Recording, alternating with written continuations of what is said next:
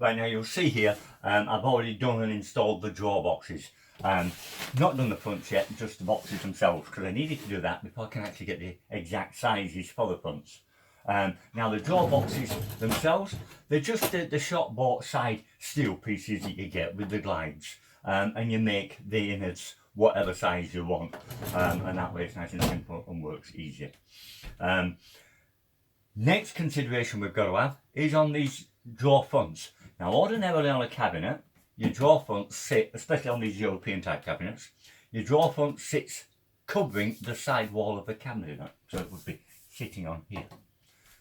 We're having it sitting in, recessed into. So what we had to do is when we were putting the drawer glides on, I had to build the walls up so that there was protruding the front. So I've actually got a gap between here and here. If I didn't have that gap, that would be catching onto this, because it'd be tight against it. But then also we would have nothing to fasten that to on the drawer front. So because the drawer front's got to sit into there, and we'll have probably a 5mm clearance or 3mm clearance around it.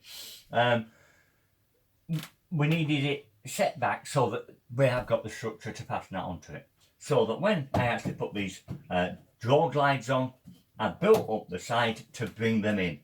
Didn't matter how much I build it up, because all that's going to be covered up once this drawer front goes on. All this mechanism and everything becomes out of sight, you don't see it. But you just want to make sure you've got enough clearance from there. So the next thing to do is get the drawer fronts done.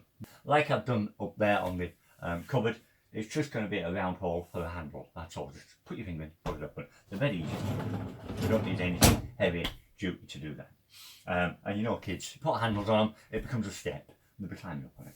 Right, to get on with that. Okay, drawer fronts, I've got the sizes, all 6 of them. I've just got to cut them out of this 18mm MDF, which is what I'm using for all the doors. As you can see here, an obvious problem. As I'm going to cut this, it's going to snag and jag. One good thing about this saw table, I can stop it. This little wedge clamp, slide down there, lock it off. Now that can't go anywhere, it's solid. Well, it wouldn't be better if I go back first. So loosen that, bring that back, lock it up and lock this up. Now I want around 700, 730, 740 and 690. That's the 3 different sizes. So I'm going to cut 3 800s. I've got space for it. And now fine tune them later.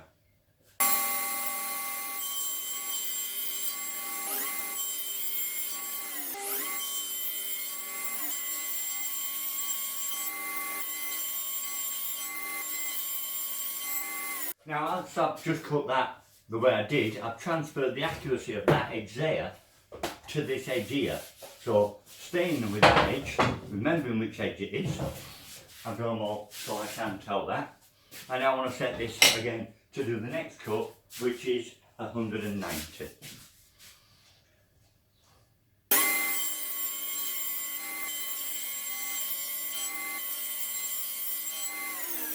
Right, there we have it in basic form. That is our 3 top drawer fronts and our 3 bottom drawer fronts. The bottom ones are actually 20mm, yeah, 20mm smaller than the top ones. It's just the way it worked out. It's no matter. I wasn't concerned with these being all exact. I just wanted to make sure the lines are straight. You'll never know whether they're big or not when they're in. Next thing, I need to drill out the holes, which are coming down 70 and to the centre. Yeah.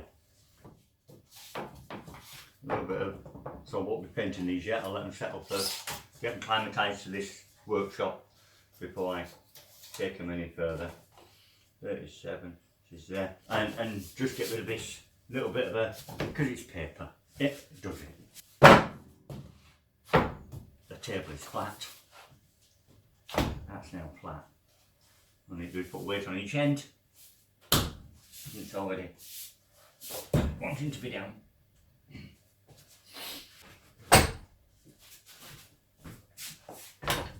mind. That's got it. Let's squash that down.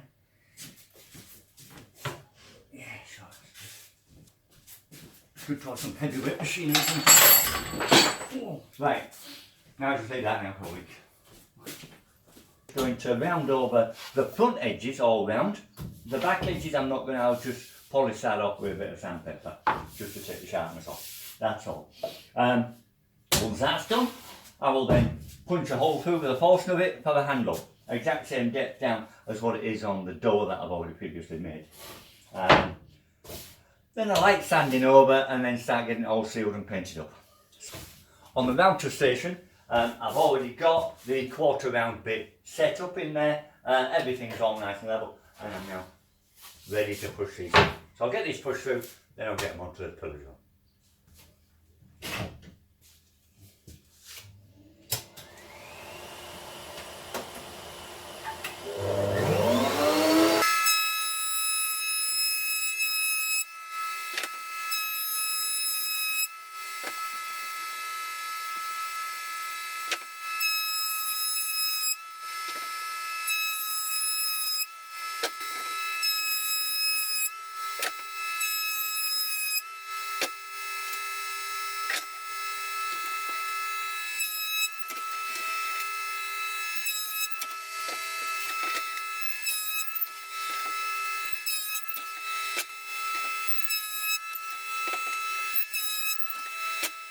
Now, as you saw there, I didn't do the roundovers in a sequence running round like you would normally if it's a natural board, natural timber board.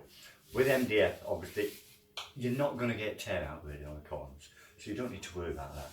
So, save time, I do them all one way, then, like I did then, with the mitre, I do all the end bits. Just a different way of doing things. Now, I need to put the holes in. Now, I've already marked where I'm having the holes. I'm using the same size portion of it, which is a 38mm, so they'll all be uniform.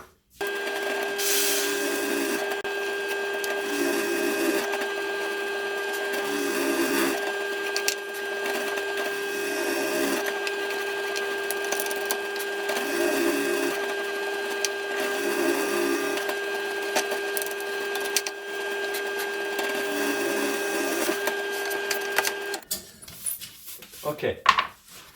Now what I do next to that hole is take a much smaller round over bit in the handout router and just go down both sides of that just to take the corners off and make it feel a little bit nicer.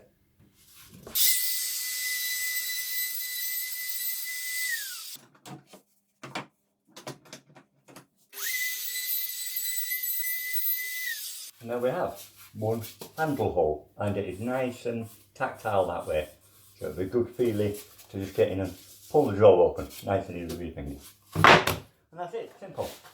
Right, now that's ready for finishing. Sand it down, give it some sealer, and then everything is going to be done in the silk vinyl.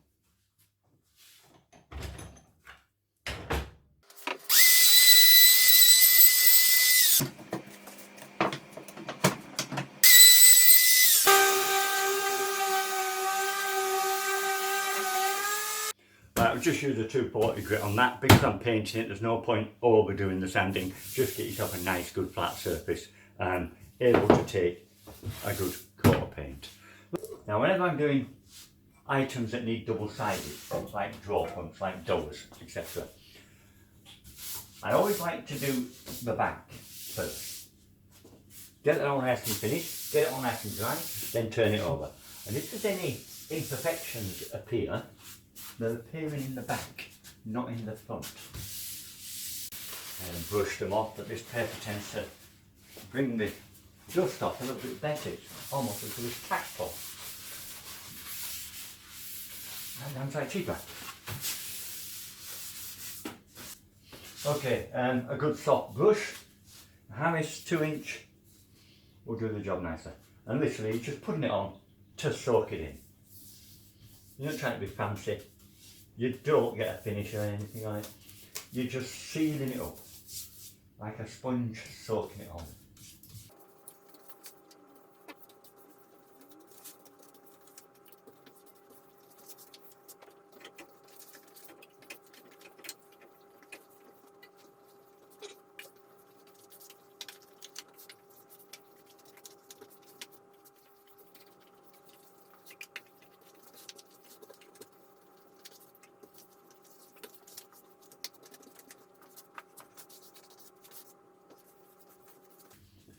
Okay, just leave that to dry.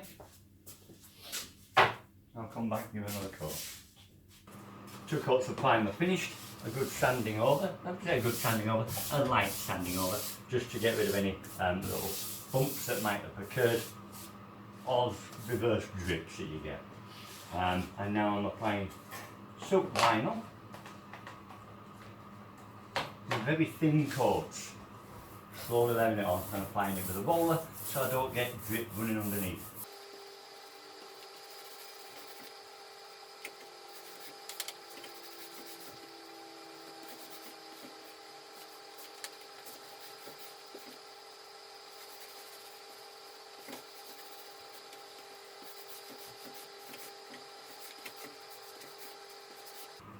Okay, that's it.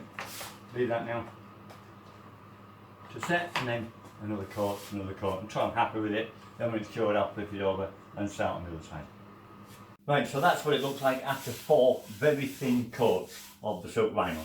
It's got a nice leathery feel to it, and that is good and white and crisp, clean looking. Now what I want to do is I've left it so it's fully cured. It's only 24 hours, but it's good warm weather, so we don't need to worry about it not being cured. Now I want to turn it over. I want something clean. We're going to watch we don't get marks on these. Now use a roller, wrap it in a polythene bag like this. Do you up to a week without having to clean it.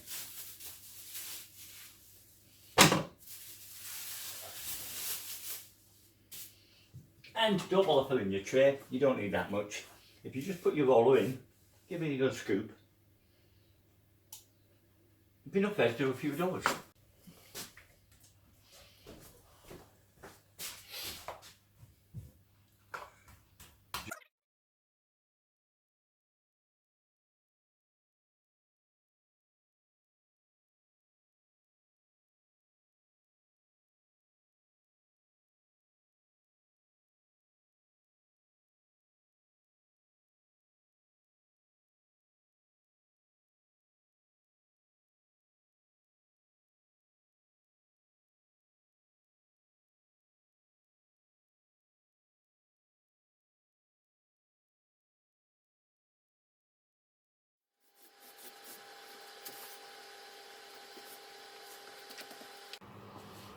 Okay, that's it. That's the first coat done.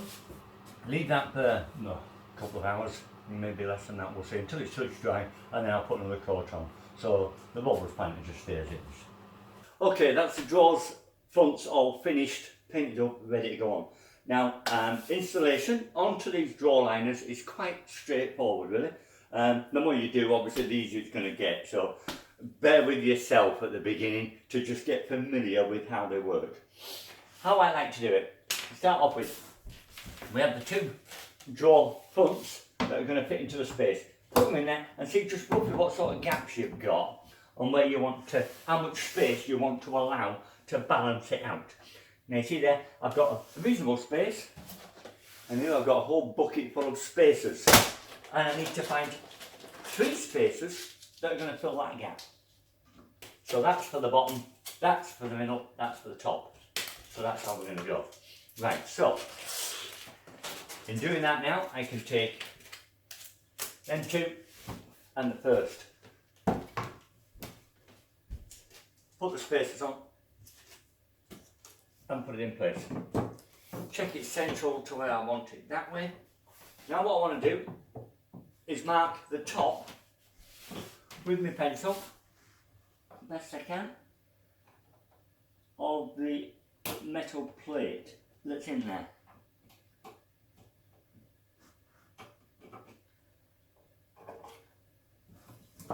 Right, now you see there I've marked in a line that way and a line that way. That represents this metal plate. I've got the top of it and I've got the face of it, which means now I can take that drawer out, lay it on there, and it should match.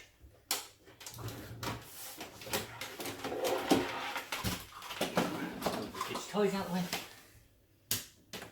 This is the gadget drawer, so it's got a plug in it. Nevertheless, if I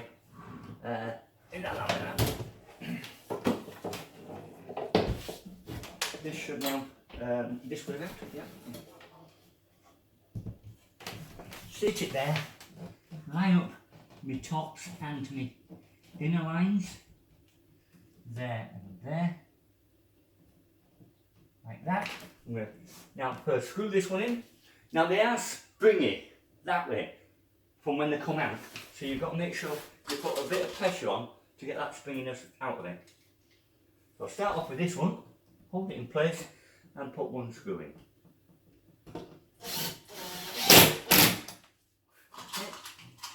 Check in, that looks good, yeah. And the other side.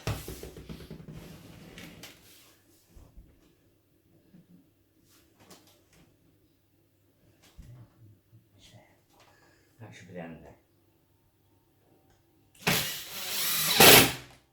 Okay. Now this adjustment on these up and down, sideways is not. Except for the slot in that screw hole. You've got 5mm probably maximum adjustment there. But you can also, with this screw inside, slide them drawers up and down that way. So there's some room for error. Okay, let's shove that one in and see how it goes.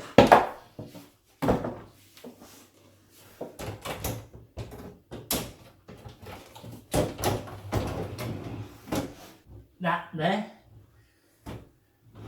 Okay, perfect, straight away. On the next one, it's a little bit more difficult because you can't get behind. So what I like to do is transfer the relevant markings that I need, which is the top of that plate, that's there, and this plate, which is here. I marked it onto the side walls, they'll rub off again. And then place it in, balance it over your spacers until you're happy with what you've got. Now I'm happy with that, that gives me a good level. And transfer your markings to the door kit, to the door front there. Like so. Then you've got to transfer them back to the other side so you can see them.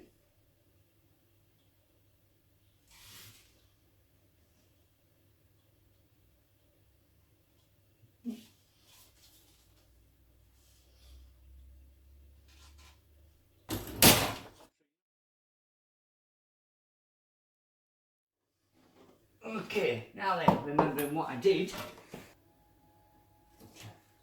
Right, and screw it into place. You're just holding it because of the springiness of it, and put the screw as near as you can in the centre of that slot. So you've got movement both ways should you need it.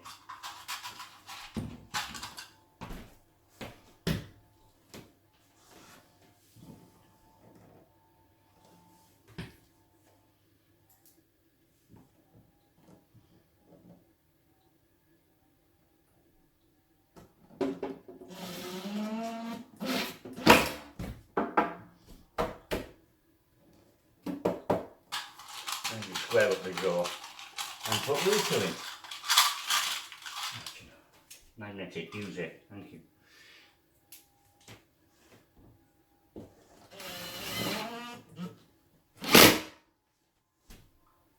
Something a little bit.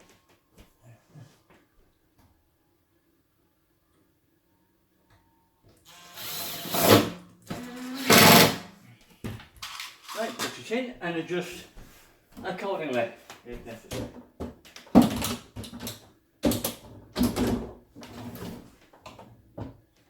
Right, this one we are higher there. That's probably because that was loose. And that looseness has knocked me right off.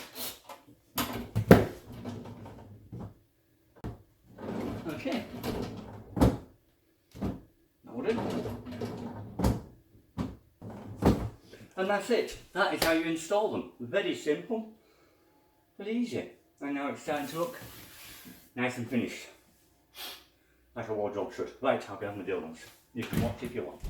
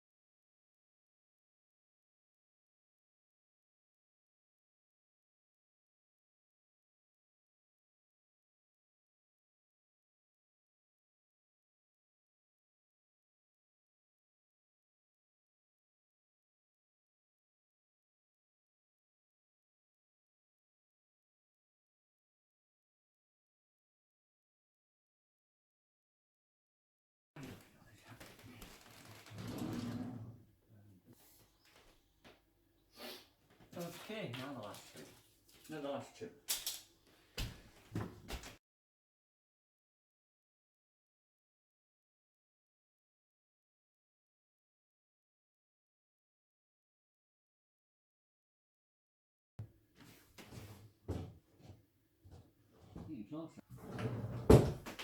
Okay, there we have it. That's the doors done. The front's all finished. Next, get the doors done, the main doors. Simpler process, same on manufacturing, MDF, cut it out, round it over, make the hole in the centre of it, and then cabinet hinges onto theirs. Now again, like with the drawer glides, I need to build out blocks where the hinges are going to go because we've got quite an inset here. So it would just be a block attached where the hinge is going to go to. So that's it. Right, get on with that then, shall I?